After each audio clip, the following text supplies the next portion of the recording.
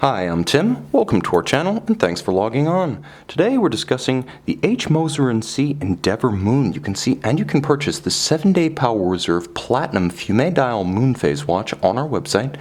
Subscribe to our YouTube channel if you enjoy these videos, and please click on the card in the upper right-hand corner of the screen at any time during this video to see our full sales listing for this watch with additional accessories included in the sale, high-resolution images for your desktop, and naturally complete pricing details for this Platinum Moon Phase from Moser.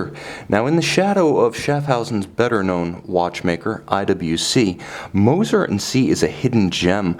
At this year's SIHH show, it was almost comical to see how many people came up to me saying they bought their Mosers after watching my YouTube coverage, or actually purchased watches at the show itself from Moser based on seeing my YouTube programs. And that's because, though we are authorized vendors of over 50 Swiss and international luxury brands here at Goffberg Watchbox, we are not authorized dealers of Moser. So among unauthorized dealers, you might say that I'm their best salesman. And that's because I speak of which I love, and I love of which I speak. This watch on my wrist is everything that's right about Moser, starting with the ergonomics. 40.8 millimeters across the round of the case from 9 o'clock to 3 o'clock, not including the crown. The watch measures true to spec. Moser, of course, being part of the German-Swiss watchmaking industry, can be a little bit Teutonic in its metrics, so 40.8, not 41. In terms of thickness, well, I might have to dispute the claim that it's 11.1 millimeters, as my calipers say 11.3, but still quite slim considering what lies within. And there's a generously sloped and stepped bezel that will allow a dress cuff, even a shirt sleeve, to ride up and over the flank of the case. The watch is compact from lug to lug, Moser giving it a 48.6 millimeter span horizontally across the wrist. And it's not just the distance across the wrist that makes this watch easily wearable on a 16 centimeter wrist. I actually estimate you could wear this watch comfortably on a wrist as small as 13.5 to 14 centimeters. And not just because of the compact lug-to-lug, but because of the camber of the case. Now you can see it well from this angle. The lugs turn down almost 90 degrees from the horizontal case band, so they turn down 90 degrees. There's no constraint to the movement of the strap. As you'll see, it's cleverly unconstrained by the flanks of the case, so you can pull it straight down around a small wrist. And you can note that the case back as well as the sapphire are both cambered or rounded across the wrist, so it actually traces the arc of the wrist. Thoughtful. You'll also be impressed by the quality of the strap that's used. You can see the semi-conforming spring bar. It's got a little bit of curvature to it to appear more integrated and also be able to move freely. The strap is bolstered down its center. It swells as it approaches the lugs to have a handsome body and not appear dwarfed by the watch. But on the underside, you'll note how it thins out dramatically and features a supple calf skin, so very comfortable against the wrist. I always appreciate when a platinum watch is issued with a platinum clasp. They should all be like this, and I'm sorry to say they're not. But Moser has proved that you can walk and chew bubblegum, putting to shame those who claim that you can't make a durable folding clasp out of platinum because it's too soft.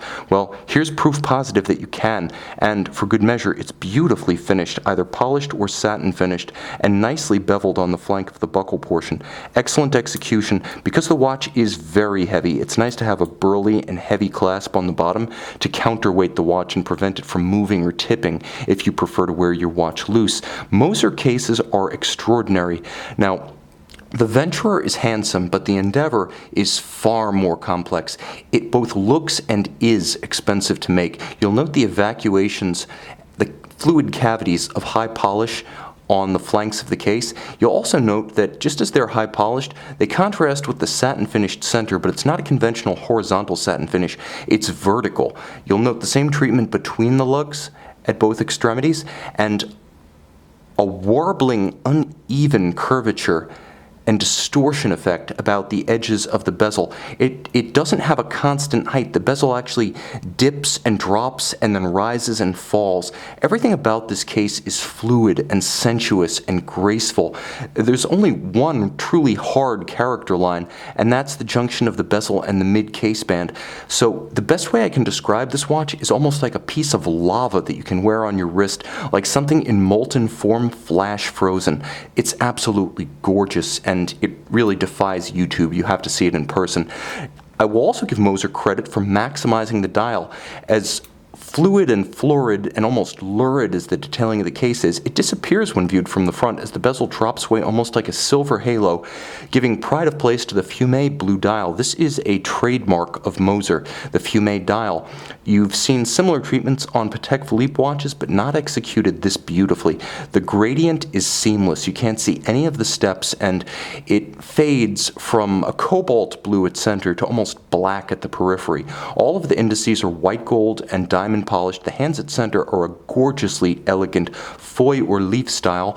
The text is wonderfully minimalist. As you can see, it is an H. Moser Cie watch, and it's Swiss made. That's all you really need to know. So while Moser is one of the smaller Swiss manufacturers, making between 1,000 and 1,500 watches a year, one of the largest, with a name that rhymes with Nomex, would do well to take a cue from the printing and the text on this dial. Now you'll note a few evolutions of the basic caliber. One is a stub hand that represents an AM/PM indicator. It's a 24-hour hand cued to the local hour, so you know whether you're looking at AM or PM for the sake of setting the moon phase.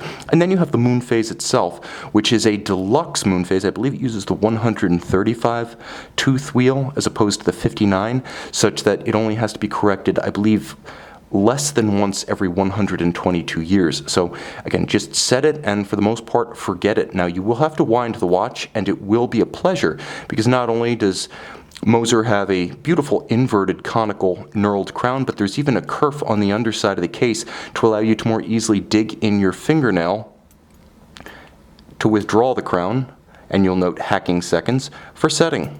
And then you can set the watch, stop the seconds, synchronize to a reference time.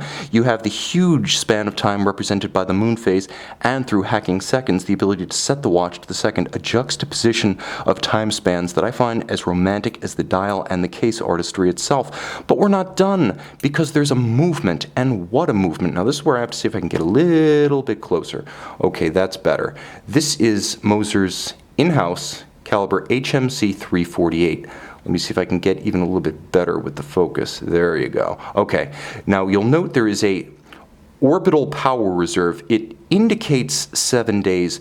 The watch will run for closer to 10, and I'm going to show you because the power reserve scale, the actual calibration, is etched into the bridges of the movement, so it's worthwhile to wind the watch inverted so I can demonstrate how that orbital annular style power reserve indicator works as it advances around the periphery of the display case back, which once again is a cambered sapphire, expensive to make and difficult to water seal. Moser sparing no expense here, however. As you'll note, distinctive finishing traits include jewels set in screw-fixed chaton for the mainspring barrels, and there's a unique double-ridged Côte de Genève that runs across the bridges, perfectly aligned. The double ridge is that double peak in between the waves of the coat. Now there's also black polishing going on here, satin graining, but tremendous engineering to match the artistry. The balance beats away at 18,000 vibrations per hour, and though you can't quite see it, the escapement is completely solid gold, anchor and escape wheel. Moreover, it features an overcoil with a free-sprung balance, the two features respectively, the overcoil helping to induce minimal time loss or gain with respect to gravity. This watch is adjusted in an extraordinary 6 positions. Chronometers typically are only adjusted in 5.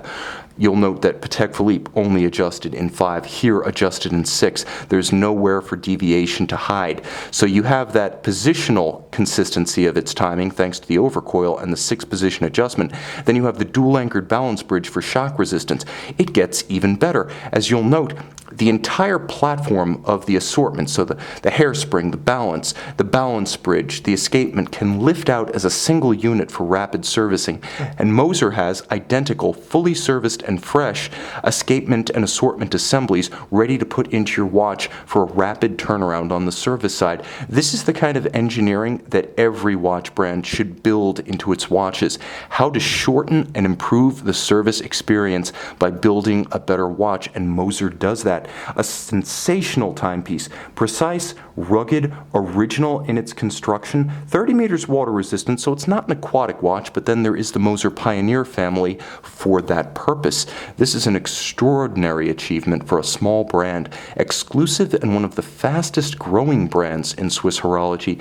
They are effectively the German equivalent of F.B. Journe, with completely original way of building watches, styling watches, and delivering watches, and as we've seen, even servicing watches. You can see and purchase this one on our website.